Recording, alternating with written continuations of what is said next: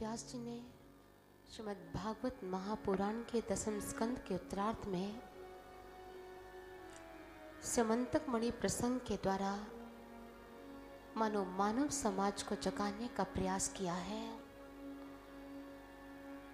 हम महापुरुषों को नहीं माने, हम महापुरुषों की माने, उनकी शिक्षाओं को माने, उनके दिए हुए सिद्धांतों पर अपना जीवन व्यतीत करें तो अवश्य मंजिल हमारे कदम चूमेगी, सफलता हमारे हाथ लगेगी।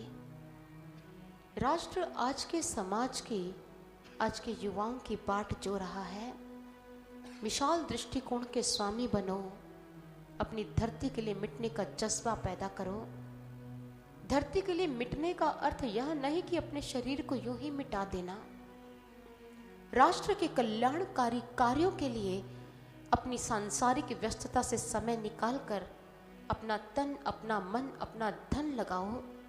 फिर देखना, हम फख्र से, हम गर्व से कह पाएंगे हम भारत देश के नागरिक हैं और देश के लिए कुछ करने का जज्बा रखते हैं। विदेशी धरती पर जाकर आपको आंग्ल भाषा बोलकर यह छिपाने की जरूरत नहीं है कि हम भारतीय नहीं हैं। अपने राष्ट्र के लिए कुछ कर दिखाओ और विदेशी धरा पर जाकर कहो कि हम भारत देश के ही नागरिक हैं और भारत देश के हर एक नागरिक में अपने देश के लिए, अपने राष्ट्र के लिए मिटने का जज्बा है। ये सब तुम्हारे हाथ में है अगर तुम चाहो तो। नदी बह रही है लेकिन तुम्हें प्यास ना लगी हो तो फिर समझ लो ये नदी, ये जल तुम्हारे लिए महत्व नहीं रखेगा।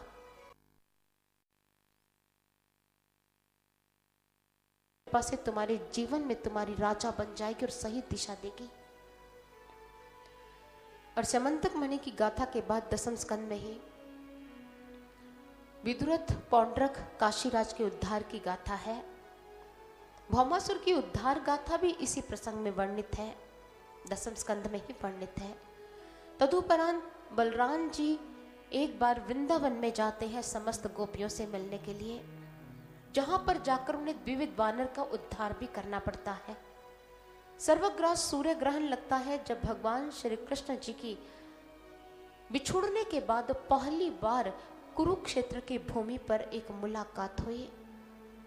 कौन कहता है कि मथुरा जाने के बाद श्री कृष्ण जी गोपियों से नहीं मिले, लेकिन कुरुक्षेत्र की धरती पर जब सर्वग्रास सूर्य ग्रहण लगा, तदुपरांत इसी प्रसंग में अर्थात इसी स्कंद में एक अनन्य भक्त की गाथा है जिसे सुदामा कहते हैं। सुदामा के बारे में वेदव्यास जी कहते हैं, कृष्णस्यासीत् सखा कश्चित् ब्राह्मणो ब्रह्मवित्तमः विरक्तो इंद्रियार्थेषु प्रशांतात्मा जितेंद्रियः। श्री कृष्ण के एक भक्त थे जिनका नाम था सुदामा। वो जितेंद्रिय थे, प्रशांत चित्त थे। उन्होंने अपनी इंद्रियों को अपने वश में किया हुआ था और संतोष रूपी धन के वो स्वामी थे। कोई प्रभु श्री कृष्ण जी का सखा हो तो उसमें इतने गुण होना स्वाभाविक है। सुदामा के साथ प्रभु की मित्रता गुरुकुल में हुई थी। शिक्षा प्राप्त करने के बाद दोनों के मार्ग उनकी बाट जोह रहे थे। श्री कृष्ण जी तो राजमहल चले गए थे और सुदामा वापिस अपने कस्बे में आ गया और गृहस्थ धर्म में उसने पांव रखा। सुदामा की पत्नी का नाम था सुशीला। सुदामा के कुछ बच्चे भी थे।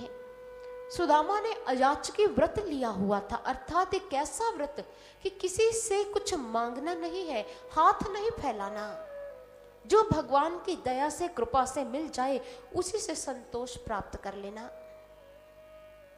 सुदामा हमेशा अपने कृष्ण का महिमा गायन करते, कृष्ण की लीलाएं अपनी पत्नी को सुनाते और पत्नी धार्मिक स्वभाव की स्वामिनी थी, सच्चे मन से उनके प्रभु की लीलाएं सुना करते। एक बार सुदामा के घर में जब अन्न का अभाव हुआ, बच्चे बिलखने लगे, व्याकुल होने लगे, तो सुदामा की पत्नी सुशीला अश्रुपात करने लगी। लेकिन कर भी क्या सकते थे, अयाचकी व्रत लिया हुआ था, किसी से मांग नहीं सकते थे। होता था फाके पर फाका, न शिकवा कभी जुबान पर था। इस हालत में भी उन्हें भरोसा जगतपति भगवान पर था। एक तरफ भूख से तंग आकर नन्हे बच्चे चिल्लाते थे और उधर बेचारी सुशीला के प्राण निकलते जाते थे, और इधर सुदामा के तन पर न मांस दिखाई देता था। इस हालत में भी उनके मुख से हरि नाम सुनाई देता था। इस हालत में भी उनके मुख से हरि नाम सुनाई देता था। सुदामा की पतिव्रता स्त्री सुशीला आज सुदामा के पास आई, व्यथित हृदय के साथ कहने लगी, नाथ बच्चे बहुत दिनों से भूखे हैं, पानी से कब तक उनकी क्षुधा को शांत करने का प्रयास करूंगी। कैसी माँ हूं, बच्चों की भूख नहीं मिटा पा रही। आप अपने द्वारिकाधीश की कितनी महिमा गाते हैं, कितनी लीलाएं मुझे सुनाते हैं, आप उनके पास क्यों नहीं चले जाते हैं। सुदामा ने कहा, मतलब तो मुझे कुछ मांगने के लिए कह रही है, मैं उनके पास जाकर कुछ मांगू? तो अब तक मेरे अयाचकी व्रत में साथ दे रही थी, एकदम से मेरा साथ छोड़ दिया। सुशीला ने कहा, नहीं नाथ, मैं आपको मांगने के लिए नहीं कह रही, मैं तो कह रही हूं कि आप जाकर द्वारिकाधीश के दर्शन कर आइए। उनके दर्शन करने मात्र से बड़ा दुख टल जाता है। उनके दर्शनों की इतनी महानता सुनी है, आप जाइए। सुदामा ने कहा, मन तो मेरा बहुत करता है अपने कृष्ण से मिलने के लिए, लेकिन क्या अपने कृष्ण से मिलने के लिए रीते हाथ जाऊं, खाली हाथ जाऊं? सफर भी तो कितना लंबा है, कितनी लंबी यात्रा है, कैसे तय कर पाऊंगा मैं?